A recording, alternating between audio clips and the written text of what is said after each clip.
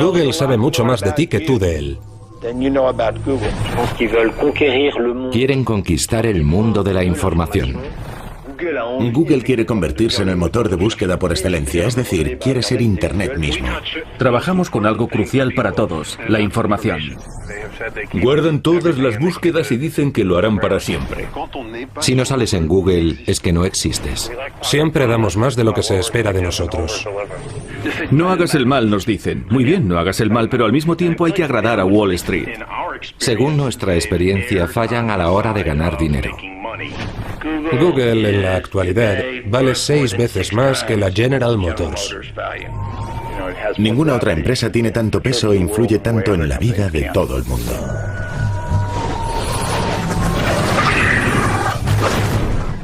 Y creo que parte del éxito de Google radica en el hecho de que es gratis y funciona bien, de modo que cuando lo usas te vuelves adicto. La gente utiliza Google varias veces en un mismo día.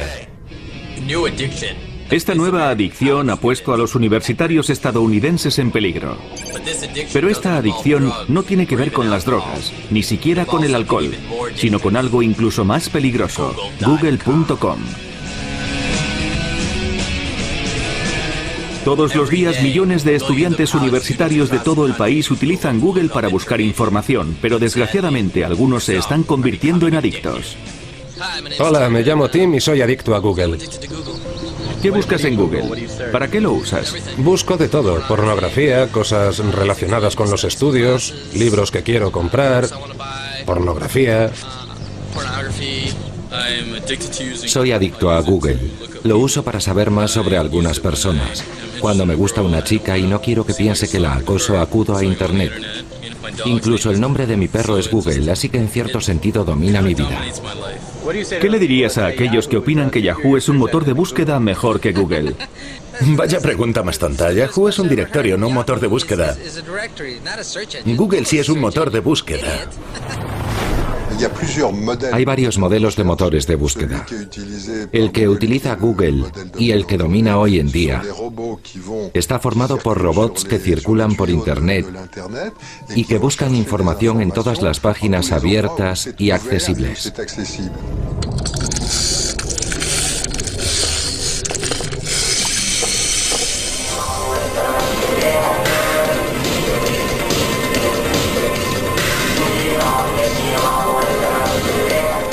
Van a todas las páginas y miran todas las palabras de cada página. Luego llevan esa información a sus discos y organizan todas las palabras que han leído. Esto lo hacen constantemente en todas las páginas web del mundo. Les puedo poner un ejemplo muy claro. Estuve en un bed and breakfast, propiedad de una mujer ya mayor, que me habló de un buscador estupendo que había descubierto y que se llamaba Google. Si introducía en el motor de búsqueda la comida que le quedaba en la nevera y luego escribía la palabra sopa, aparecían en la pantalla toda una lista de recetas de sopa con los ingredientes que había introducido. Creo que esta historia demuestra lo fácil que es introducir un criterio de búsqueda para que el buscador encuentre lo que necesitas. En los sitios web suele haber varias páginas. Google estudia cada página y después calcula los links que las unen a otras páginas.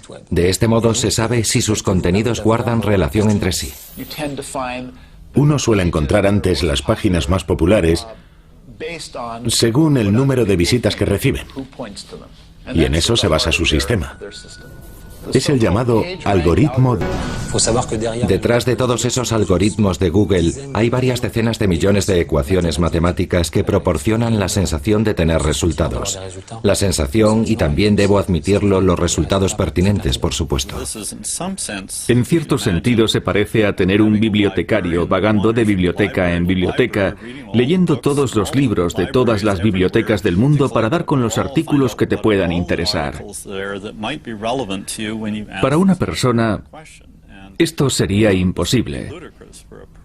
Pero si tienes decenas de miles de ordenadores, como es el caso de Google, que se pasan todo el tiempo navegando por la web, con acceso a ordenadores de Rusia, Islandia, Turquía o Argentina, entonces algo que era inconcebible antes de Internet ahora se hace posible.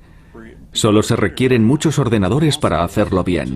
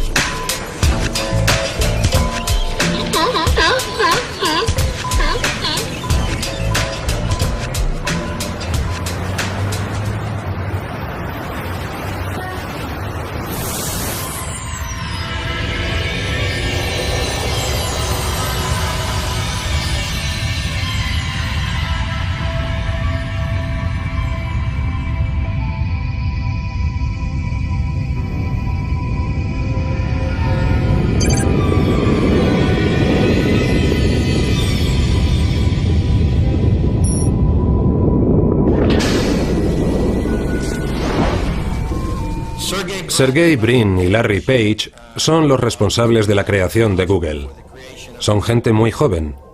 Ambos acaban de entrar en la treintena, como quien dice. Los dos son hijos de profesores de universidad. Sergey Brin y su familia llegaron a Estados Unidos en 1979, cuando él tenía solo 6 años.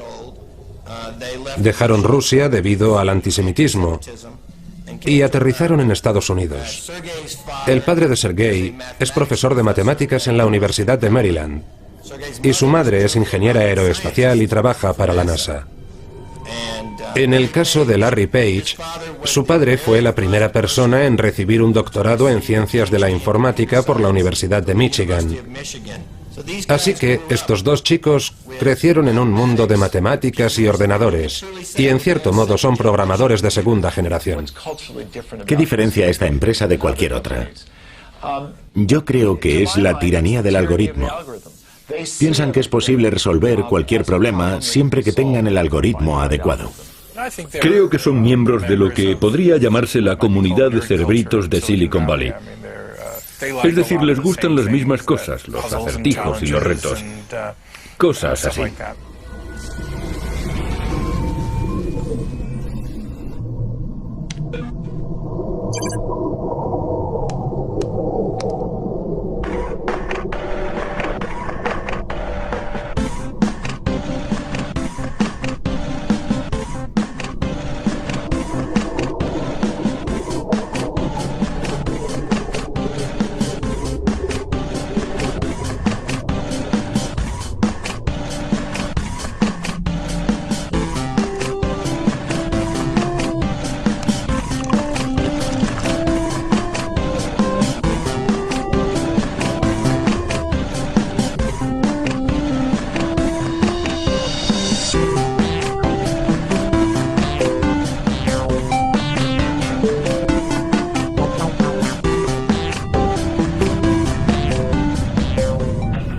La primera vez que se encontraron, Sergey Brin era el encargado de guiar por el campus de Stanford a un grupo de estudiantes novatos pero muy prometedores.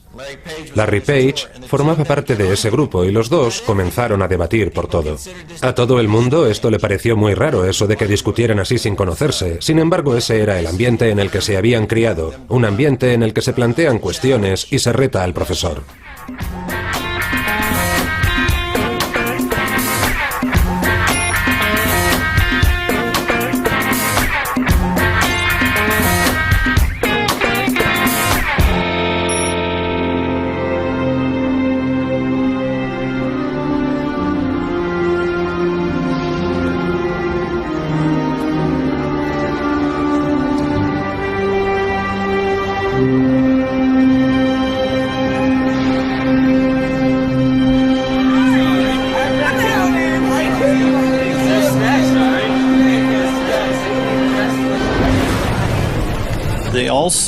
Además, ambos coinciden en tener una gran confianza en sí mismos y en su habilidad para conseguir todo aquello que se propongan.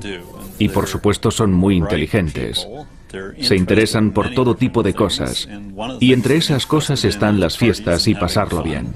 Se lo pasan en grande corriendo con sus monopatines por el campus de Stanford.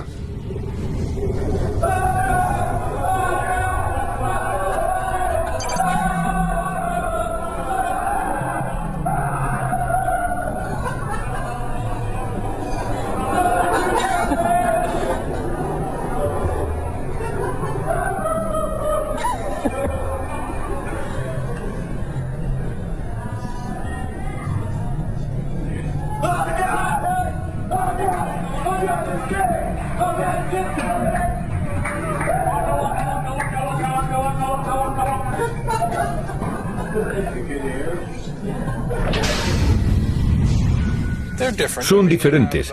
Quiero decir que creo que Sergey quizá tenga algo más de picardía. Larry Page es mucho más introvertido. Le gusta mucho pensar. Es más callado. A Larry le interesa más la investigación y el desarrollo.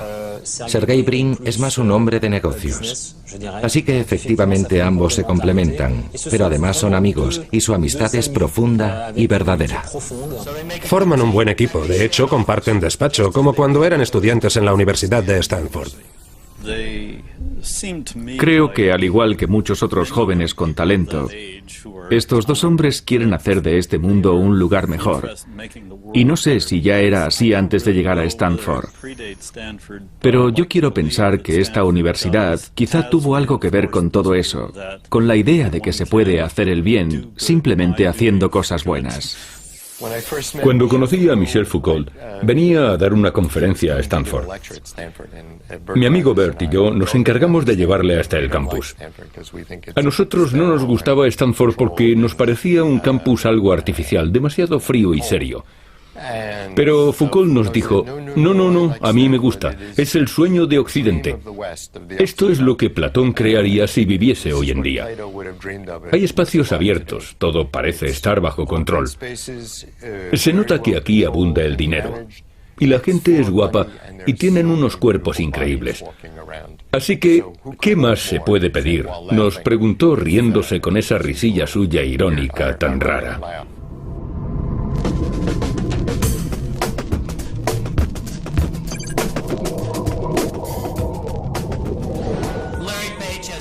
Larry Page tiene un dicho que le gusta mucho y es: no hay que darle importancia a lo que nos parece imposible. No le gustaban los buscadores que había en Internet. A mediados de los 90, el mejor motor de búsqueda disponible en la red era AltaVista. No se le daba mal navegar por la red y obtener resultados, pero luego no sabía organizarlos por orden de relevancia.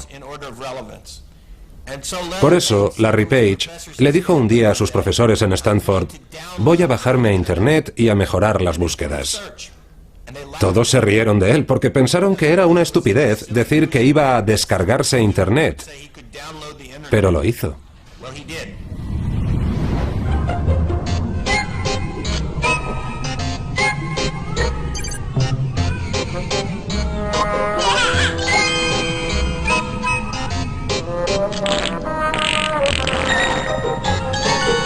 If only life were as simple as navigating on ZipNet.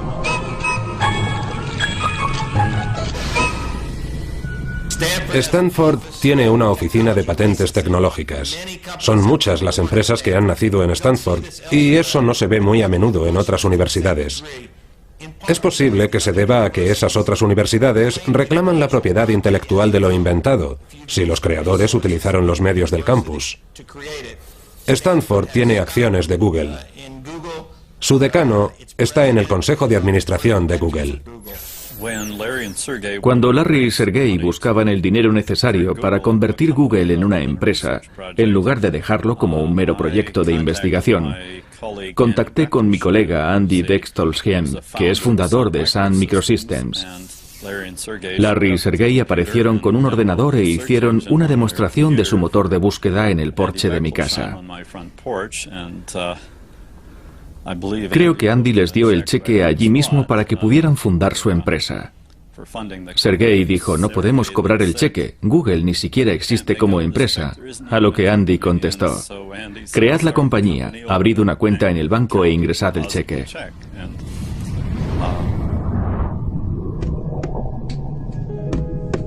Rastafari is his name. Rastafari is his name.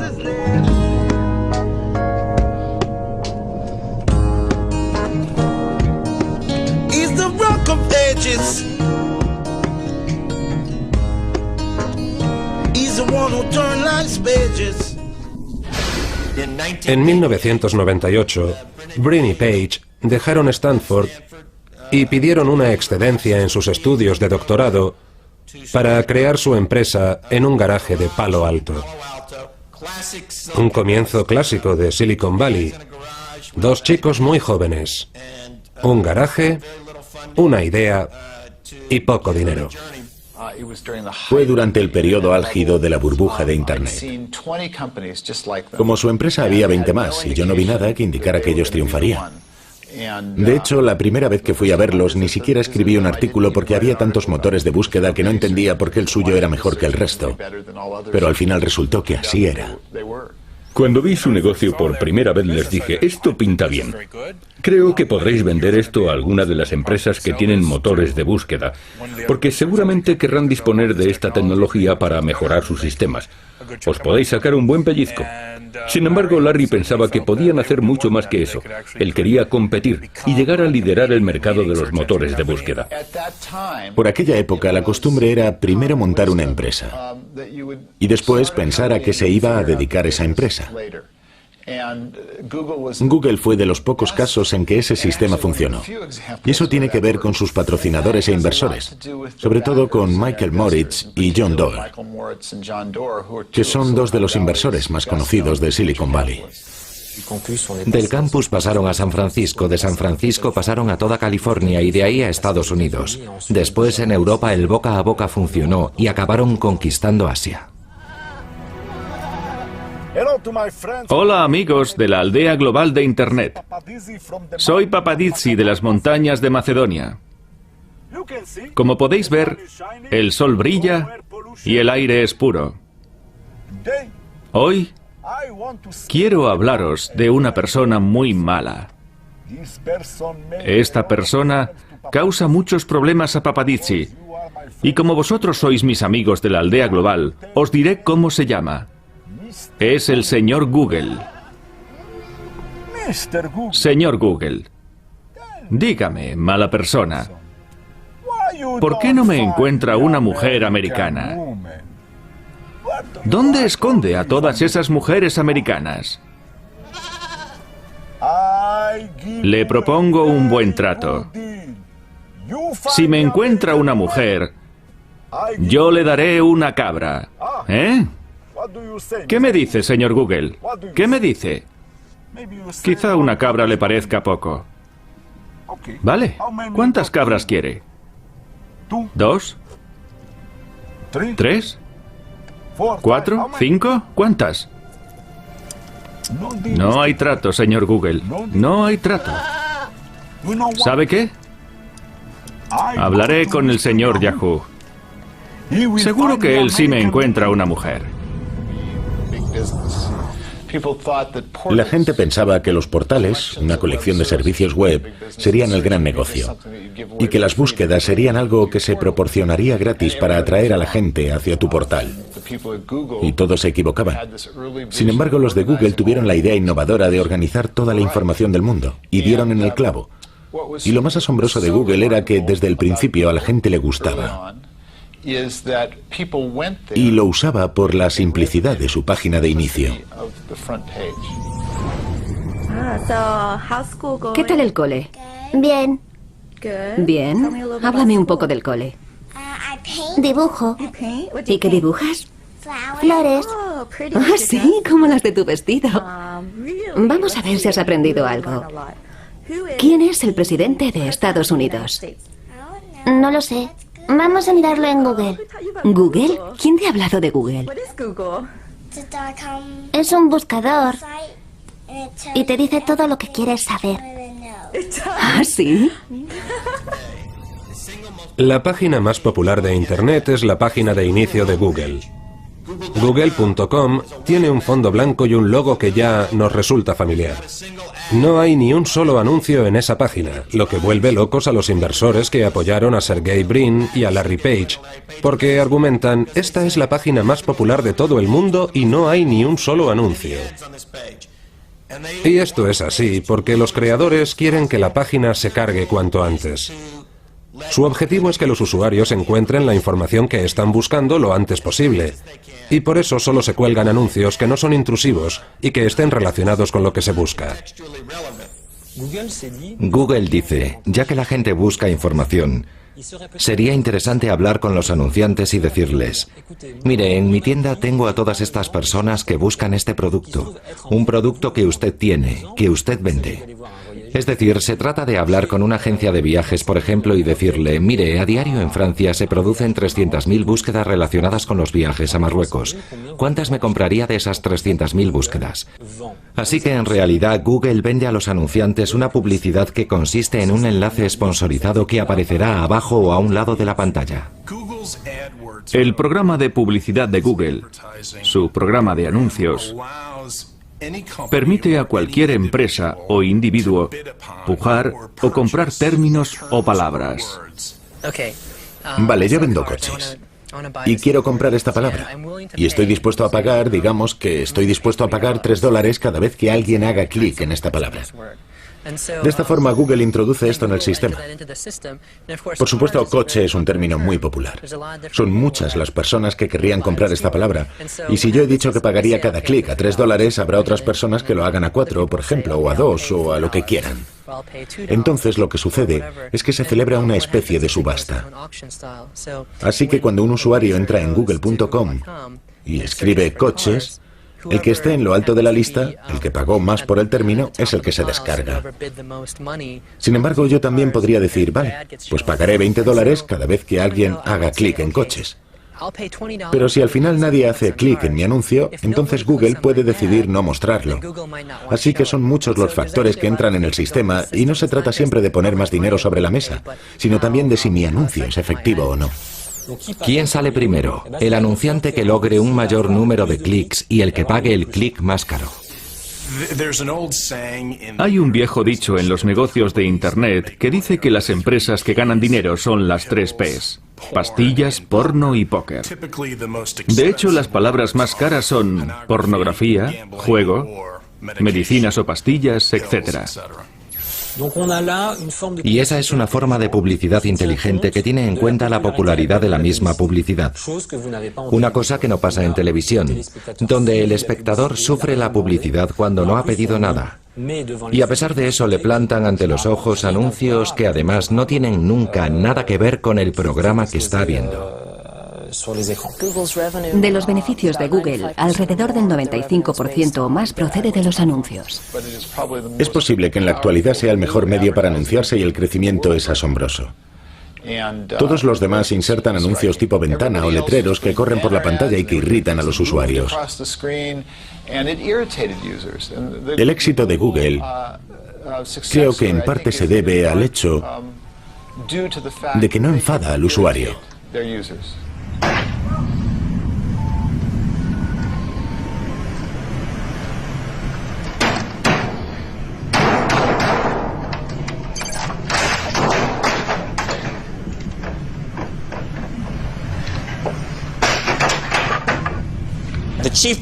El jefe del departamento económico de Google dijo una vez que el fraude en los clics es el punto débil de los anuncios de pago por clic. El fraude consiste en lo siguiente. El problema es que cualquiera, suponemos que la competencia, puede hacer clics en anuncios para subir el precio de las palabras. Ese es el fraude del que hablamos. Uno puede sentarse en su mesa de trabajo y cada hora, por ejemplo, eso quizá no lo detecte Google, cada hora hacer clic en el anuncio de un competidor. Eso es algo muy sencillo. Es el tipo de fraude más simple que se puede producir. Pero también hay otros fraudes más complejos que utilizan programas programas automatizados y que acceden a los servidores de todo el mundo, haciendo muy difícil identificar su origen o deducir sus propósitos. Si no comienzan a proteger más a los anunciantes contra ese tipo de fraudes, pueden tener problemas en el futuro con denuncias por parte de las empresas, o se pueden convertir en objeto de investigación del gobierno federal.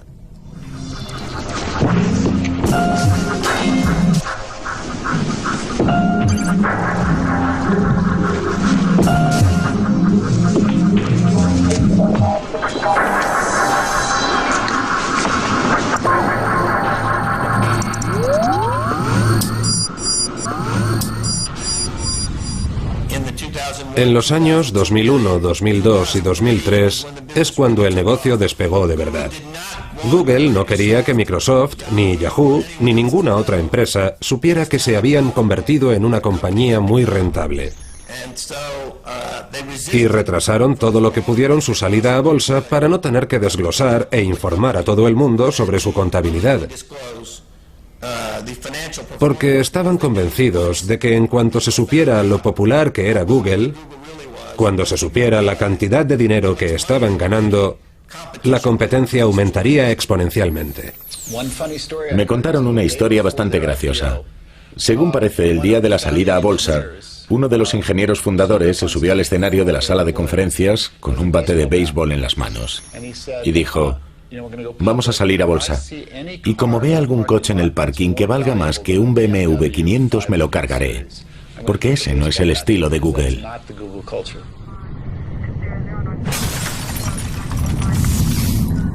Cuando Google salió a bolsa, desafió muchas de las convenciones existentes hasta entonces. Convenciones que habían sido establecidas por las grandes empresas de Wall Street, las que dominan la bolsa. A Google le gusta hacer las cosas a su modo.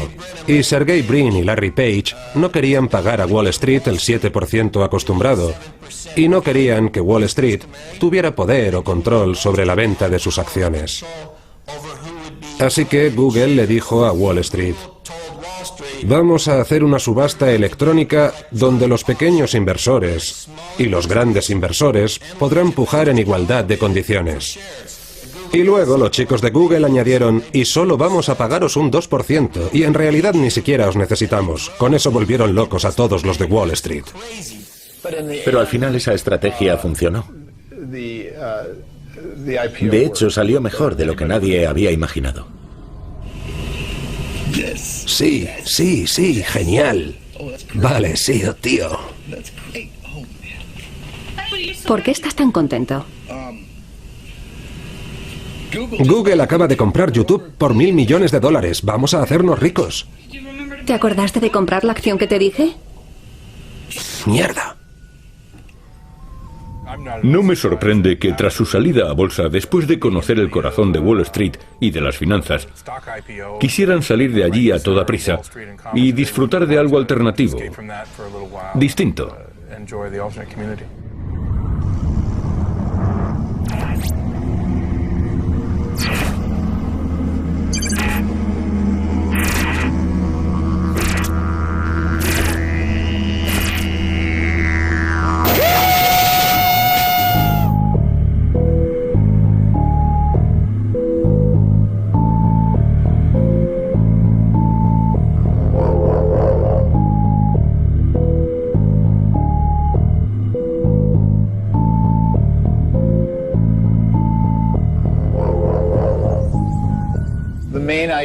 La idea principal de Burning Man, o la filosofía detrás del festival, es crear algo mezclando arte y tecnología.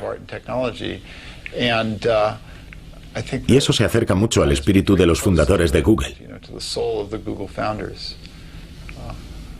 Por eso no me sorprendió que quisieran ir al desierto tan solo una semana después de su exitosa salida a bolsa.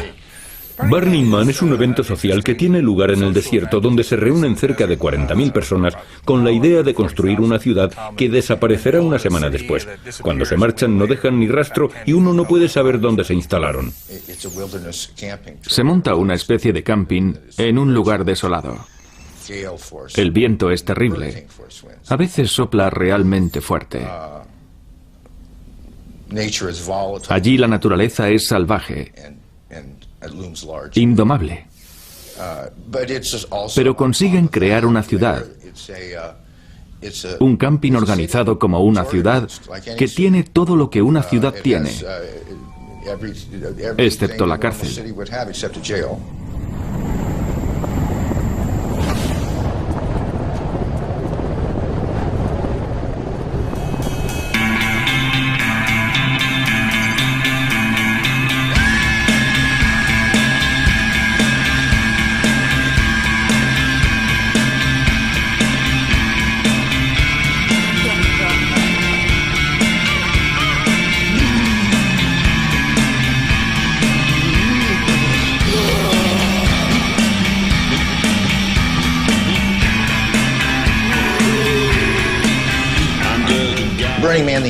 Burning Man es una reunión de miles de personas donde no se vende nada.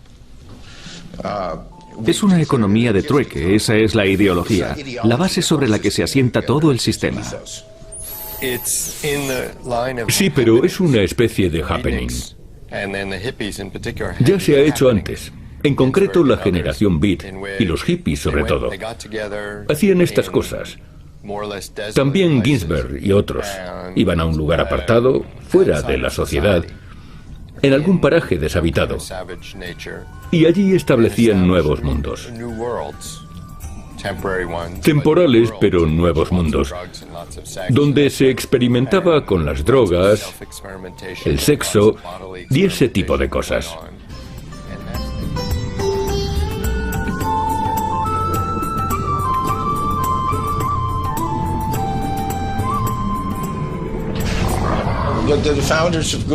Los fundadores de Google, cuando llegaron aquí, creo que en el primer año se desnudaron y se pintaron todo el cuerpo.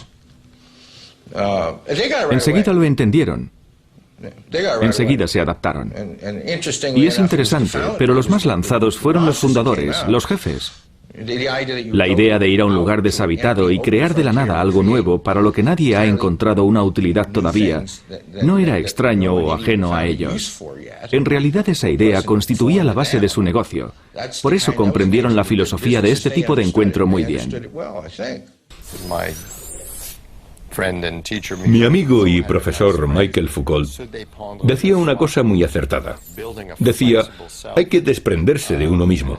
Es decir, crear una personalidad flexible, que cambie y que sea capaz de experimentar sus límites.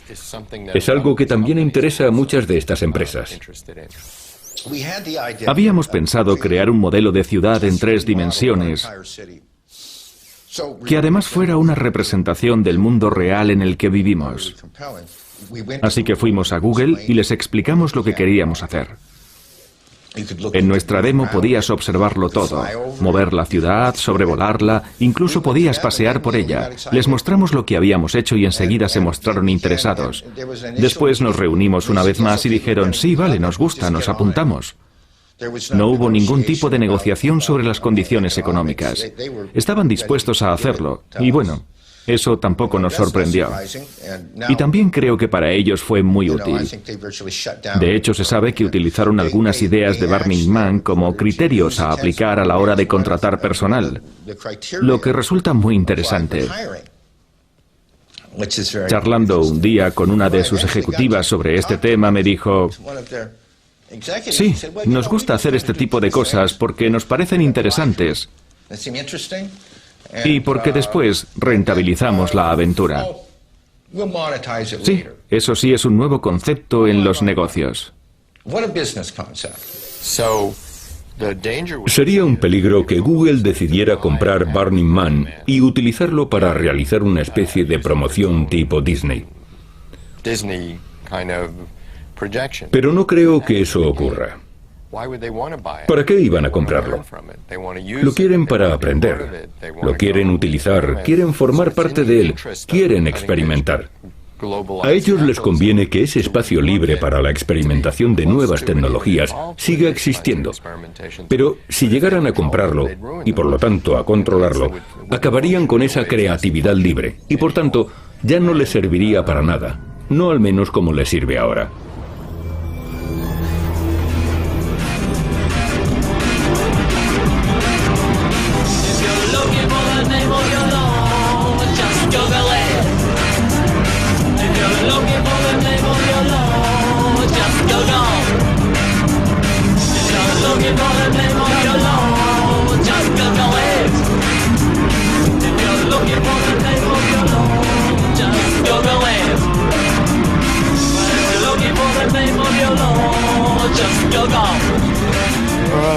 San Francisco ha sido siempre, desde los días de la fiebre del oro en el siglo XIX, y después, tras el terremoto, siempre ha sido un lugar donde ha triunfado el hedonismo. Una ciudad inconformista por antonomasia, y también una ciudad de renegados. No hay que olvidar que la familia William Burroughs hizo aquí todo su dinero gracias a IBM. Y que Kerouac, cuando yo era estudiante en Chicago, en los años 60, vino a darnos una conferencia vestido con traje y corbata y nos dijo: chicos, si queréis triunfar en este país, más vale que os cortéis el pelo.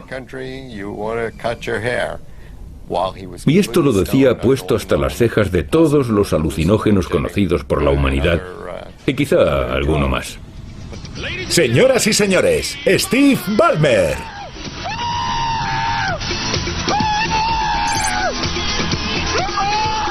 ¡Vamos! ¡Vamos! ¡Vamos!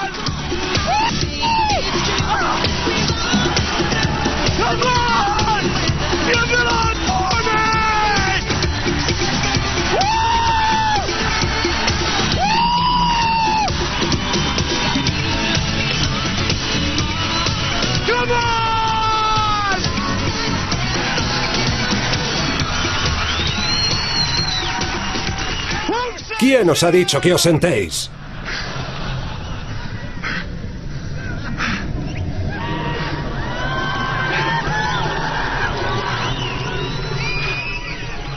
Os voy a decir un par de cositas. Quiero a esta empresa. ¡Sí!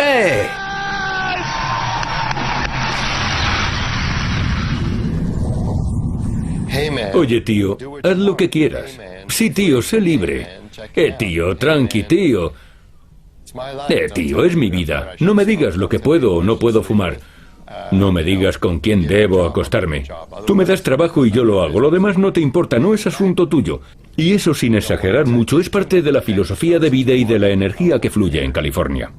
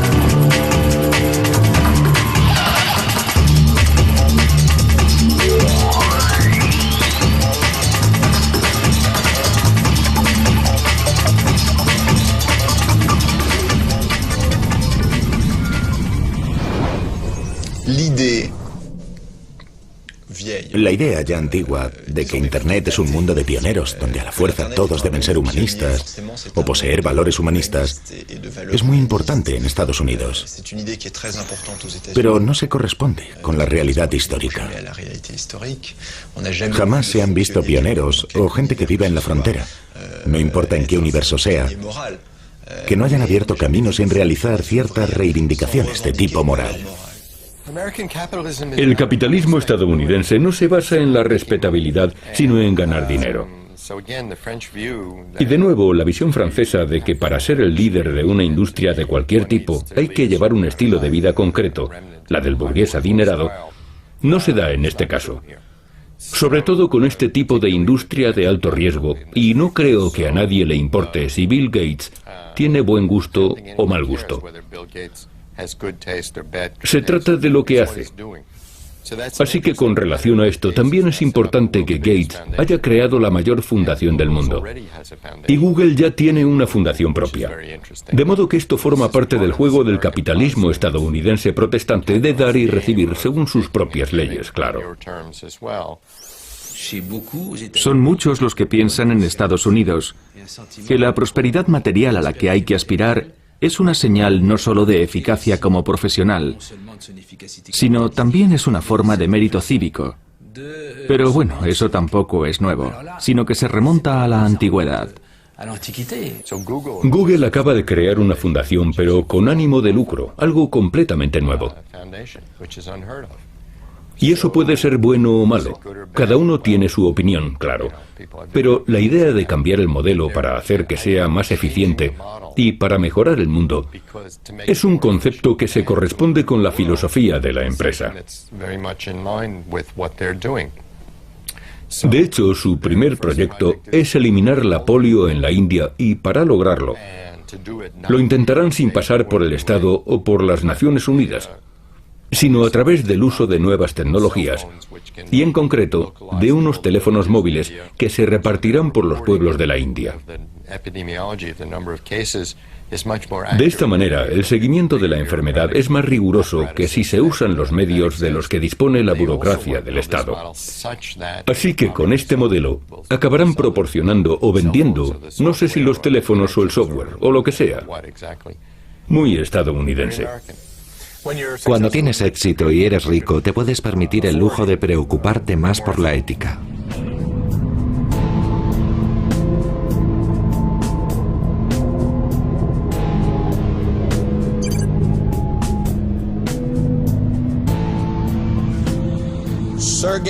Sergey Brin y Larry Page son los jóvenes empresarios más ricos de Estados Unidos. Su fortuna personal se mide en decenas de miles de millones de dólares. Así que estos chicos valen mucho dinero, pero se mantienen motivados y centrados en Google porque es lo que les gusta hacer.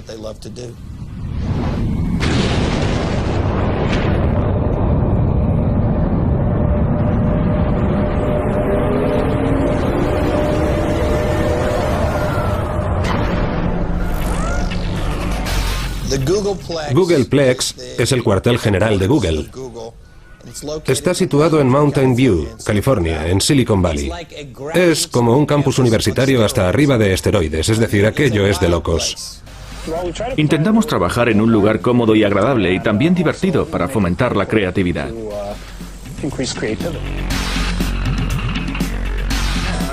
Hola, Jane Kay. Hola, David, ¿cómo estás? Muy bien, ¿qué haces? Poca cosa, grabamos una peli. Oh, lo siento, me voy entonces, hasta luego. Adiós, nos vemos en la reunión. Hola, soy Jen Fitzpatrick, directora de ingenieros aquí, en Google.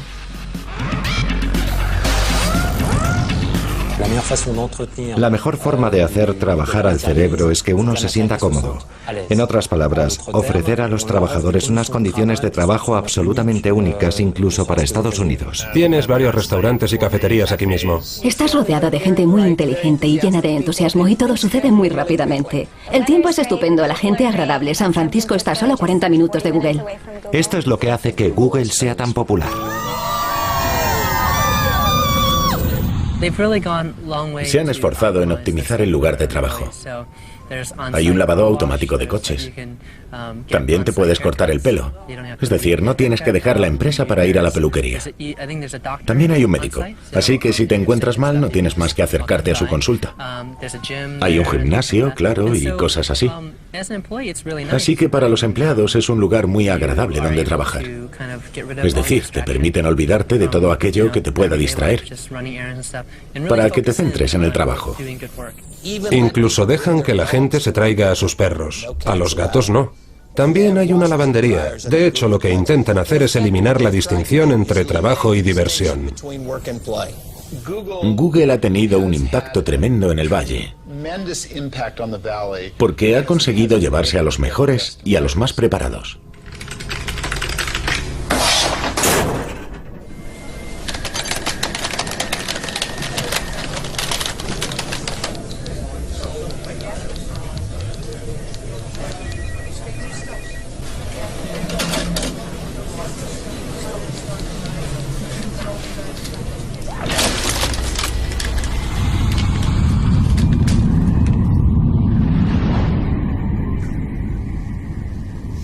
Google es la empresa ideal para trabajar y la más apasionante. Han arrebatado a Microsoft, IBM y otras empresas dedicadas a las nuevas tecnologías a sus mejores trabajadores, a los de mayor talento. Por eso Bill Gates dijo que veía a Google como una amenaza para Microsoft. El motor de búsqueda de Microsoft, MSN, ha invertido tremendas cantidades de dinero en intentar alcanzar a Google, pero de momento van perdiendo, lo que me parece extraordinario. Porque ahí está la empresa de software más poderosa del mundo, cuyo primer objetivo es alcanzar a Google, y de momento no han conseguido nada. Con el tiempo veremos cómo ambas empresas se meten en el terreno de la otra, porque Google ya ofrece de forma gratuita muchas cosas diferentes, hojas de cálculo, procesadores de texto y otras aplicaciones. Es decir, el tipo de productos que Microsoft vende. Microsoft tiene miedo de que la gente piense que no necesitan su Windows.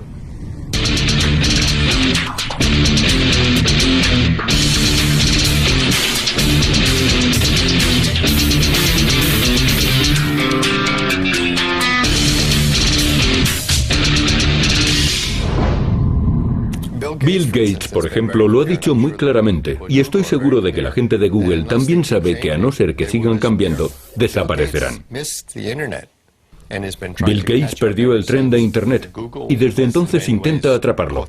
Google los pilló en cierto sentido con la guardia baja y por eso están gastando mucho dinero en idear una forma de sobrevivir en un mundo dominado por Google. Lo que quizá inquieta más a la competencia de Google es esa especie de gran bestia financiera que se ha creado en torno a la empresa, gracias a su valoración en bolsa, y que es lo que les da esa capacidad para invertir y comprar YouTube, por ejemplo, y otras empresas con una valoración en bolsa que se sale de los gráficos. Eso da una idea del poder que tiene Google en la esfera económica. Choose life. Choose a job. Choose a career. Choose a family. Choose a homepage. Google está presente en más de 100 países, en más de 100 lenguas. Y es la empresa estadounidense que más valor ha adquirido en menos tiempo en toda la historia del país. Google superará a Microsoft y a IBM porque la plataforma sobre la que descansa Internet es mucho mayor.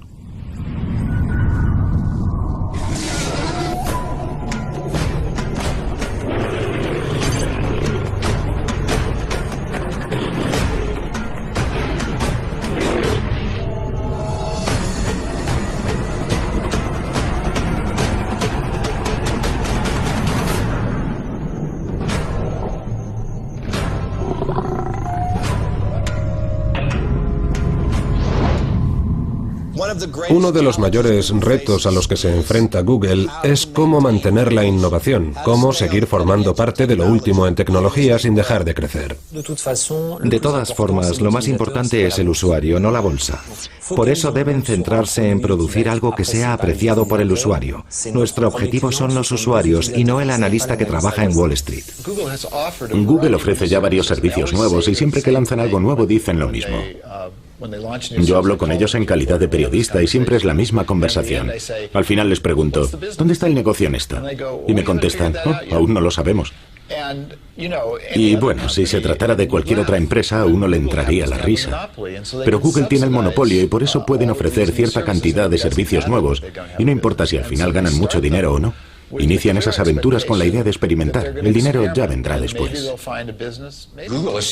Google piensa que es bueno dejar que su gente dé rienda suelta a su creatividad, sobre todo si hay alguna idea que les apasione en particular. Y eso les proporciona espacio, sitio para experimentar y jugar. De hecho, jugar suele ser siempre muy útil. Todos los vertebrados inteligentes juegan.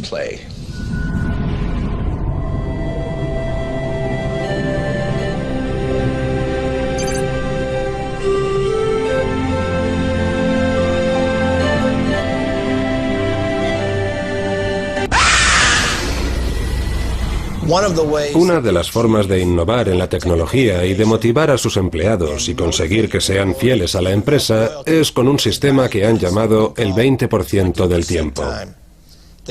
Dan a cada empleado un día a la semana o una semana de cada 5, lo que prefiera el trabajador, para trabajar en lo que le apetezca, en aquello que le apasione, no en lo que quiera tu jefe, sino en lo que tú quieras. No importa que no tenga que ver con Google. Eso da igual. Solo tiene que ser algo que te interese de verdad. Pero gracias a ese 20% del tiempo, Google ha sacado algunos de sus productos más interesantes e innovadores.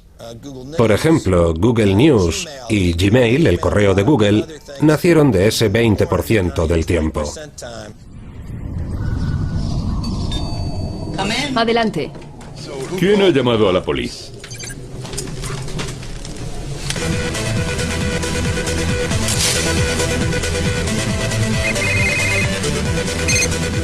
Sí, estamos trabajando. ¿Este es el 121 de Oak Street? No.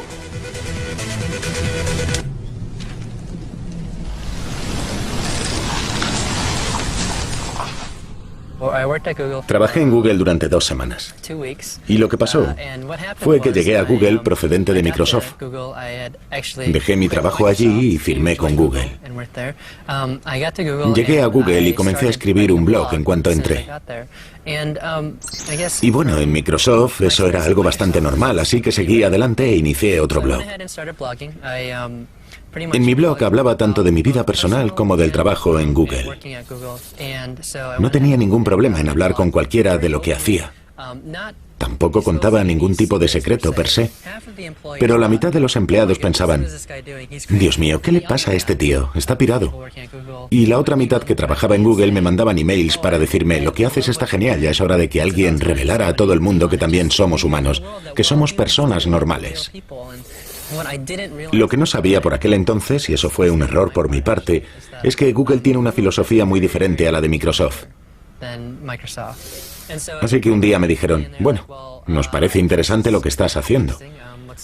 Y estuvimos hablando durante un rato y me explicaron que no les gustaba mucho, pero me dijeron, está bien, puedes continuar con el blog, no pasa nada. Pero ten cuidado y no hables de temas delicados como información financiera y cosas así. Les dije que estaba de acuerdo. 2 días después, al final de las 2 semanas, me volvieron a llamar para decirme que estaba despedido. Para mí fue una sorpresa.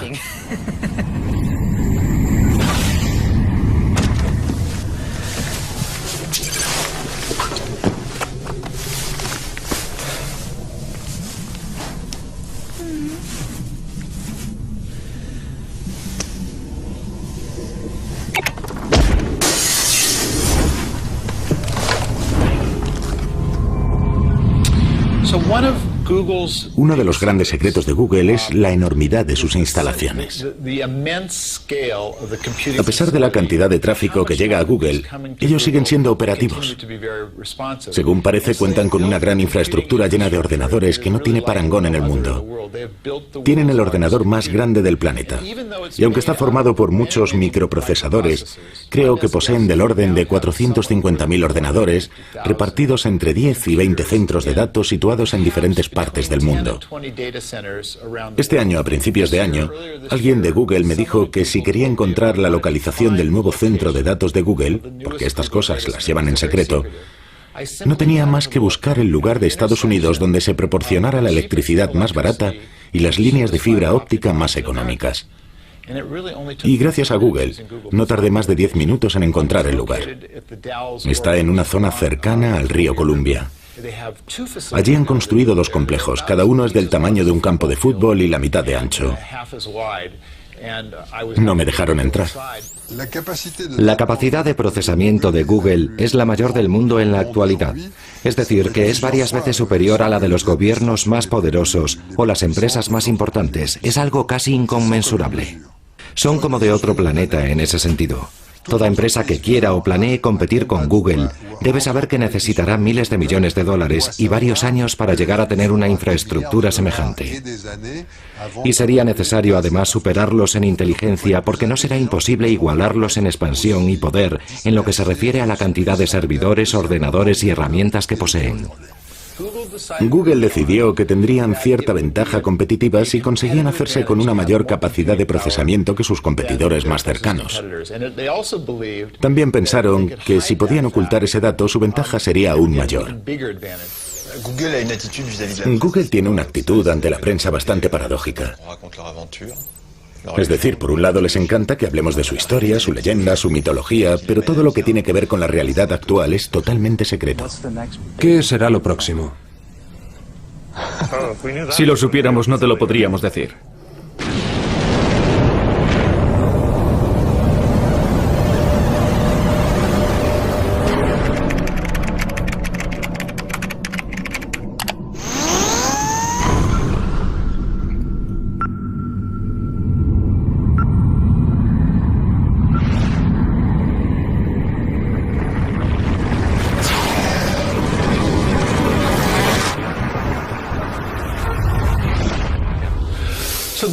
Google, conforme ha ido creciendo, ha ido añadiendo servicios más allá de la búsqueda. Ofrecen un menú de quizás 30 servicios o más, servicios con distinto nivel de aceptación. Tienen un calendario, un programa de correo, tienen un programa de compra con tarjeta de crédito, un servicio de vídeo. Pueden proporcionar una amplia gama de servicios. No solo son un motor de búsqueda. Y entre esos servicios que proporcionan, ninguno ha ido tan bien como Google Search. Sin embargo, creo que Google Earth será el siguiente gran éxito de Google y será el gran motor de búsqueda del futuro. Cuando la gente empiece a utilizar el teléfono móvil casi más que sus ordenadores. Y ahí es donde Local Search Google Earth tiene más sentido. Cuando uno pueda sostener un móvil en la palma de la mano y desde allí pueda preguntar qué hay a su alrededor. ¿Dónde está el McDonald's que está buscando, por ejemplo? Y mientras Google no permita que la publicidad agobie al usuario, mientras nosotros tengamos el control en ese aspecto, creo que seguirán siendo una empresa de servicios increíblemente lucrativa.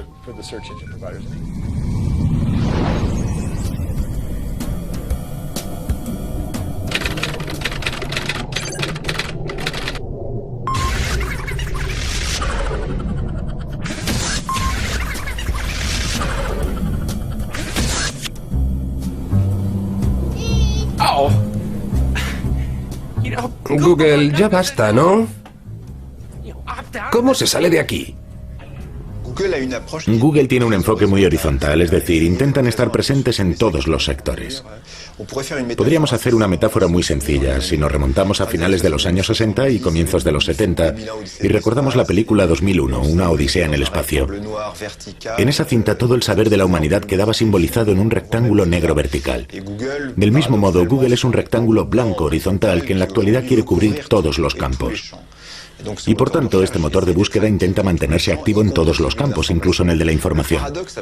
La paradoja con la información es la siguiente. Google News para Google es muy poca cosa. En cambio, para el mundo de la información es una revolución.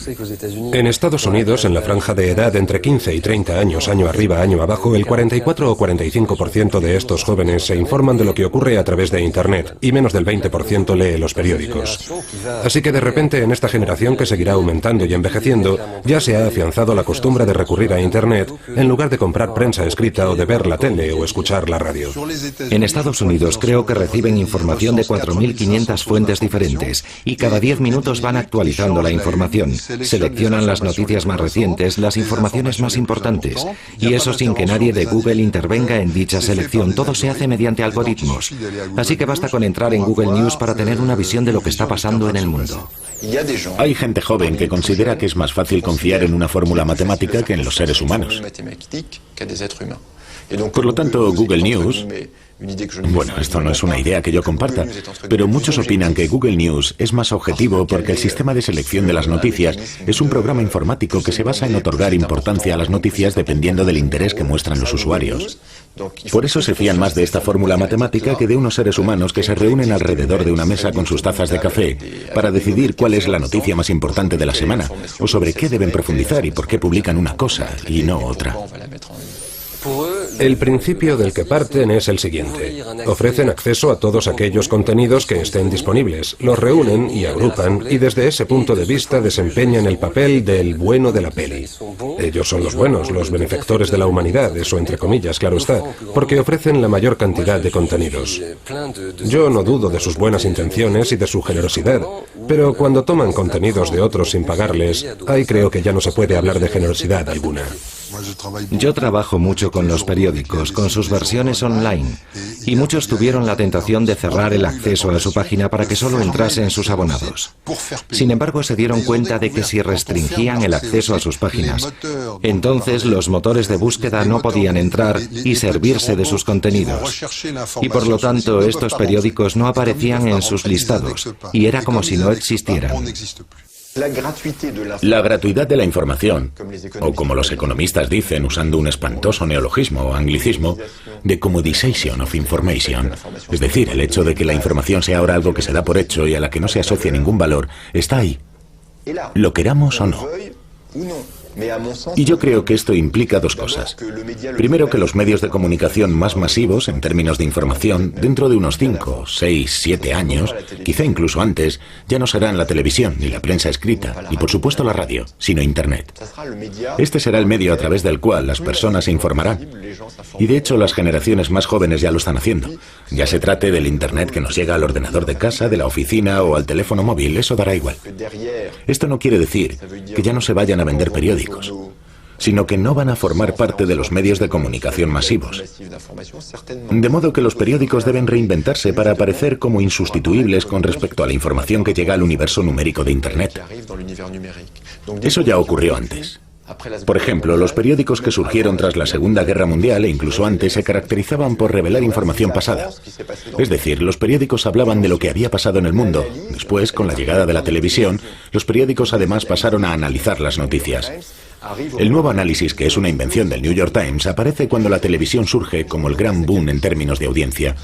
Y en la actualidad los periódicos deben pasar a hacer otra cosa, algo intermedio entre contar y explicar, porque desde luego el modo tradicional en el que te venden la información porque no tienes más remedio que comprarla. Uno de los programas más ambiciosos de Google en la actualidad tiene que ver con la digitalización de libros. Tienen un acuerdo con Stanford, Harvard, Oxford, la Biblioteca Pública de la Universidad de California, la Biblioteca Pública de Nueva York y la Universidad de Michigan para digitalizar o hacer copias electrónicas de todos los libros de sus diferentes colecciones. Aquellos libros que aún estén protegidos por el copyright no se podrán bajar de Internet en su totalidad a través de Google. Sin embargo, han surgido problemas con este sistema entre los escritores y las editoriales por un lado y Google por el otro. Creo que el caso terminará en el Tribunal Supremo de Estados Unidos. Google opina que todo lo que hay en Internet está protegido por lo que llaman uso justo.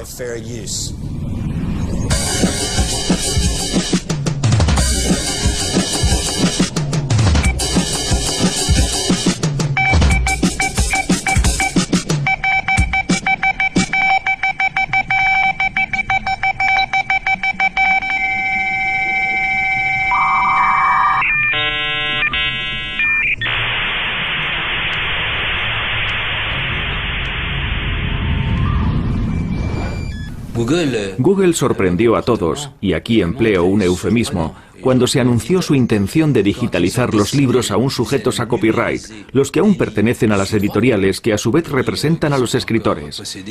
Dijeron estar dispuestos a colgar esos libros en Internet sin contar con su autorización. Y además diciendo a las editoriales, si sois lo suficientemente idiotas como para no daros cuenta de que os interesa tener todos esos libros en Internet, entonces podréis pedir que los retiremos.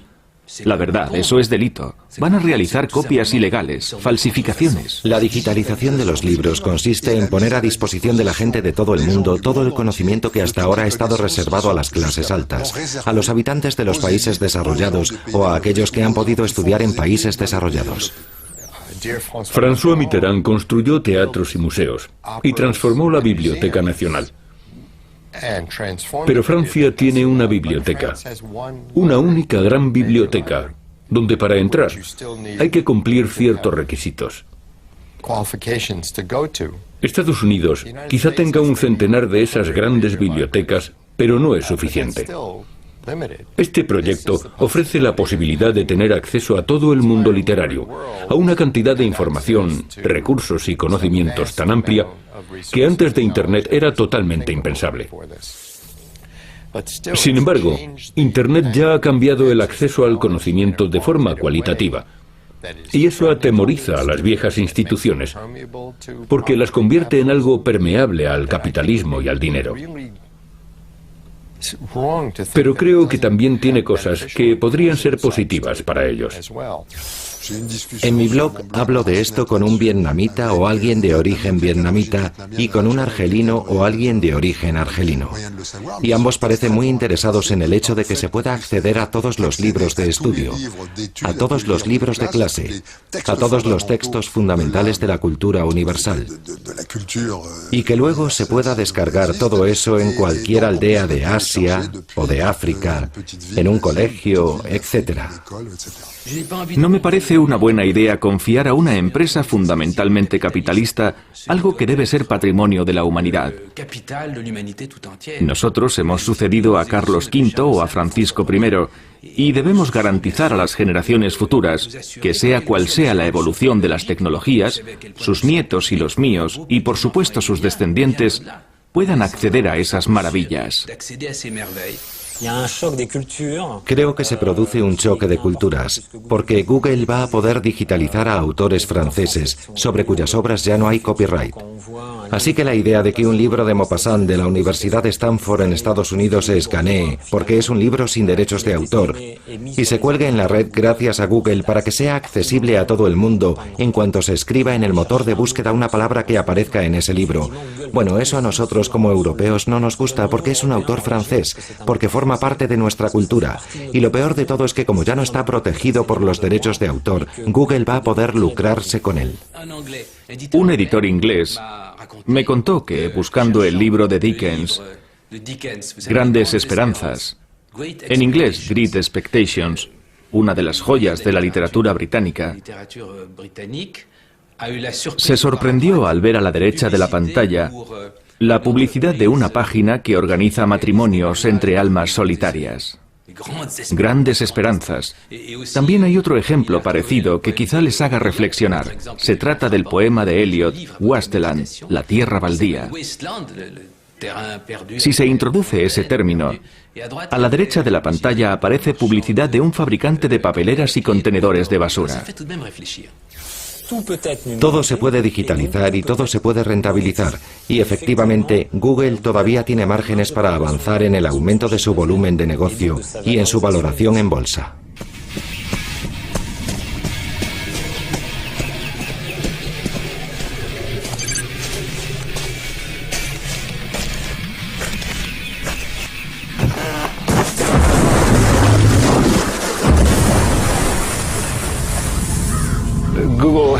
Google se ha convertido en un verbo en sí mismo. En inglés, claro. Ahora se googlea a la gente. Efectivamente, googlear a alguien no es más que introducir el nombre de una persona en el motor de búsqueda y ver qué sale. Hay personas que no salen a cenar con otras sin antes haberlos buscado en Internet. Los buscas en el Google. Nadie hace ningún negocio sin antes investigar a la otra parte en Google. It's just a basic fact, I really can't take it back. I used to have a crush on you. Though I was just a boy, one thing I know for sure, maybe you were my favorite girl. But if I really think it through, I was your only fool from third grade to high school. So it may be a little weird. After all these years, I might wonder what it is you do. I Google you, do you Google me? Where can you be, sweet Natalie? I Google you.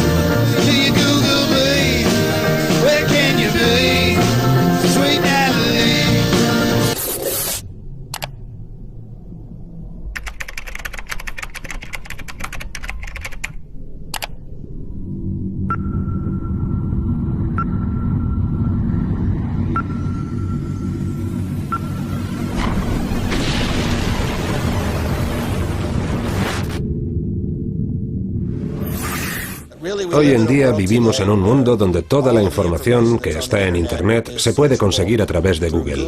Y eso significa que cualquiera puede averiguar tu número de teléfono, tu dirección, en muchos casos tu aspecto físico y todo lo demás. Se corre el peligro de que invadan tu intimidad.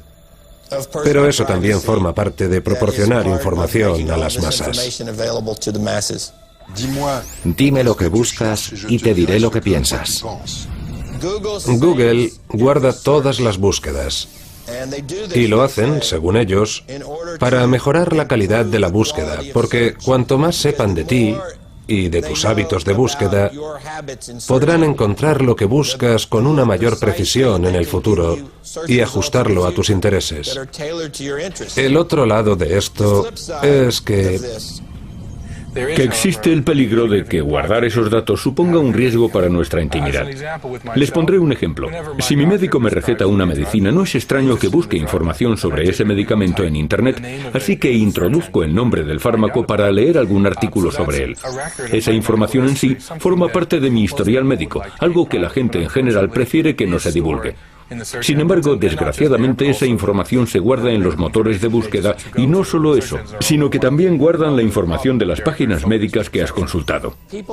Todo el mundo debería tener en cuenta que si uno guarda un secreto que no quiere que nadie sepa, no debe escribirlo en su ordenador, porque entonces puede que le descubran. Tienes que mirar esto. Ahora voy a introducir tu dirección, ¿vale?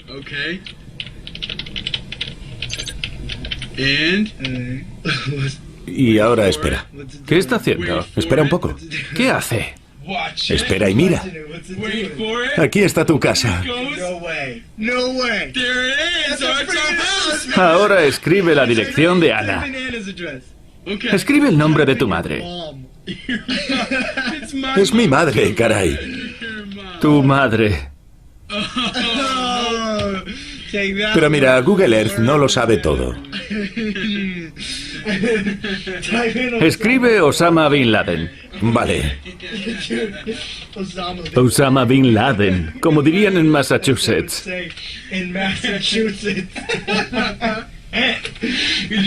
¿Te imaginas que...?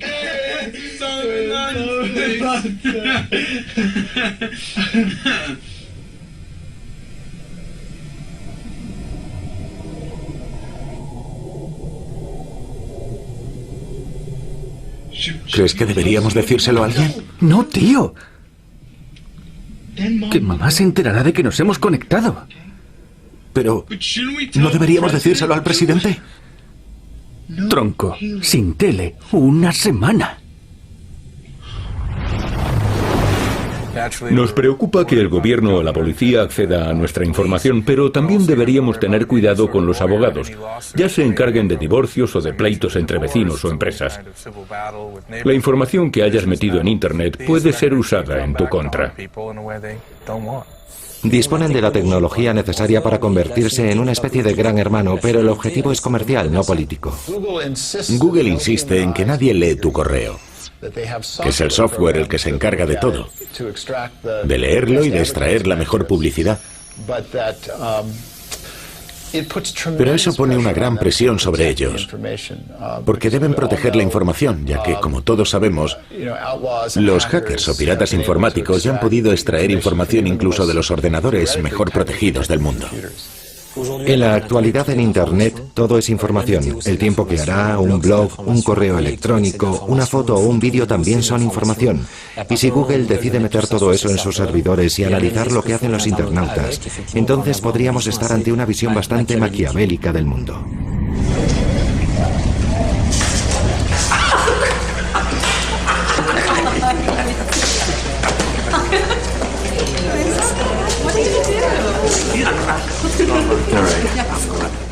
Es que le aplastaría.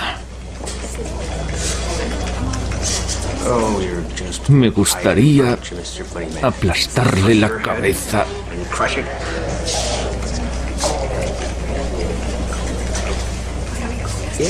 Así.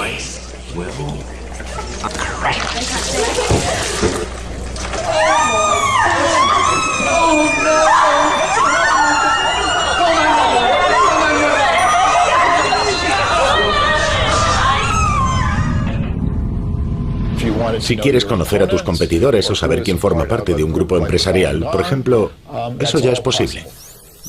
Yahoo fue a China y Microsoft fue a China con las mismas herramientas para identificar a personas y después se produjeron varias detenciones de disidentes. Yahoo vulneró la intimidad de algunos usuarios de su portal, lo que desembocó en las detenciones de algunos periodistas chinos que más tarde fueron sentenciados a 10, 8 o 4 años de cárcel. Google aún no se ha enfrentado a un problema parecido. La razón, que Google no proporciona esos servicios de email y blogs en China. Pero podemos hacernos la misma pregunta. No ha sucedido aún, pero es algo a lo que Google tendrá que enfrentarse en un futuro si entra en China. Y la pregunta que nos hacemos es, ¿qué pueden hacer para proteger la intimidad de sus usuarios? Sergey Brin me dijo una vez que no está seguro de haber hecho lo correcto al entrar en China cediendo a la censura del gobierno. En primer lugar, prometo que no habrá censura. De hecho, nuestro motor de búsqueda es el único gran motor de búsqueda que opera en China y no hay ningún tipo de filtro. Sin embargo, las autoridades chinas sí controlan los contenidos mediante un programa informático con el que pueden eliminar servicios y ahí nosotros no podemos hacer nada. Hubo un gran debate dentro de la misma empresa. Yo hablé con muchos empleados y me contaron que había reuniones bastante tensas. Son muchos los que creen que Google no debía haber entrado en China en esas condiciones. Sin embargo, al final pasaron por el aro porque China es una gran economía en crecimiento. Y no estar presente en el segundo mercado del mundo no tiene ningún sentido si lo que buscas es aumentar los beneficios de la empresa. Desgraciadamente, el resultado final no es tan diferente de otras empresas de Internet como Yahoo o Microsoft. Se han autocensurado para satisfacer las demandas del gobierno chino. Creo que Google cruzó la línea cuando se convirtieron en el instrumento de la opresión en China, cuando son ellos los que se censuran.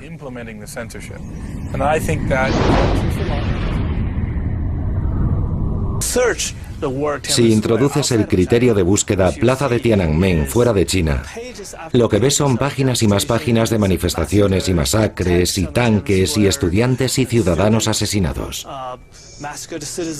Es lo que se ve. Pero si haces eso mismo dentro de China, si escribes Plaza de Tiananmen en google.cn, que es la versión china de Google, solo verás turistas sonrientes, un montón de banderitas y fotos de Mao en la plaza. Google tiene sus principios e ideales acerca de proporcionar toda la información a todo el mundo. Pero este principio fundamental quedó en entredicho cuando entraron en China.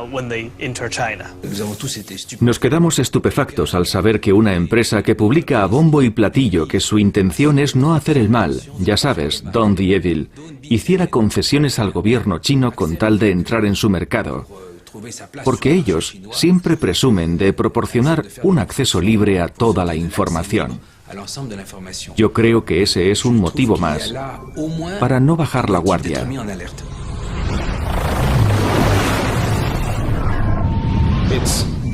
No se trata de la llegada del gran hermano, sino de un montón de pequeños hermanos. En lugar de un gran ojo mirándote, hay millones de ojos pequeños observando todos tus movimientos. Y la pregunta es, ¿estamos dispuestos a hacer concesiones?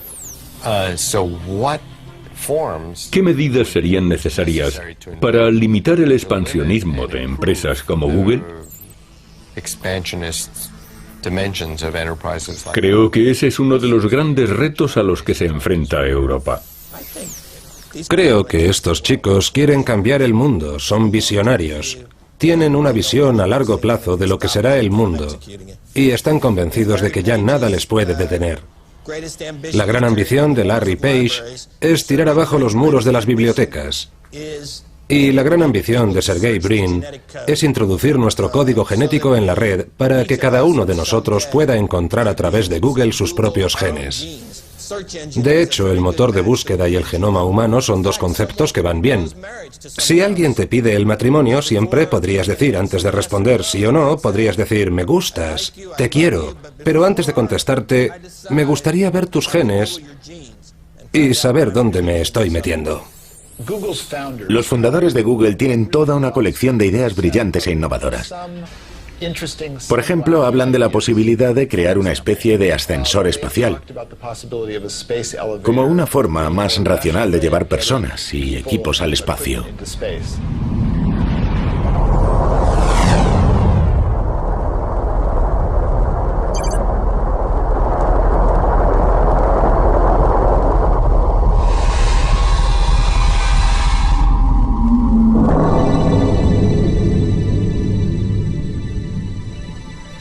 Ahora estás en la Tierra y un momento después en el cielo. De hecho, Keyhole, que es la empresa que después se convirtió en Google Earth, trabajaba para la NASA. Hay muchas cosas que podemos sacar adelante juntos.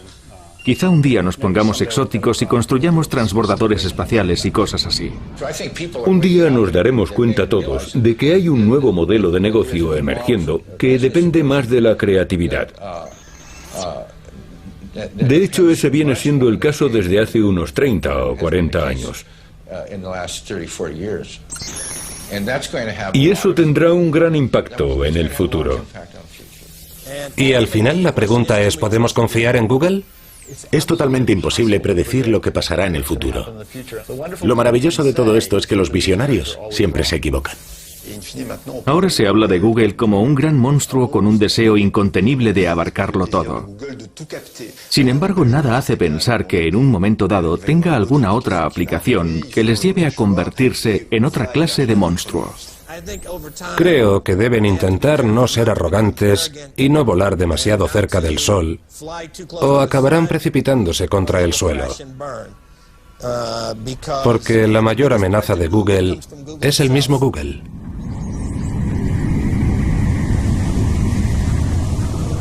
I remember I was a spotty nerd, alone in my room, facing my computer, wondering how to index the entire world, how to find pills, poker, and pornography. No fun, no friends, no party, but one day I found a way, pay drink and sponsor links, lot of cash and money.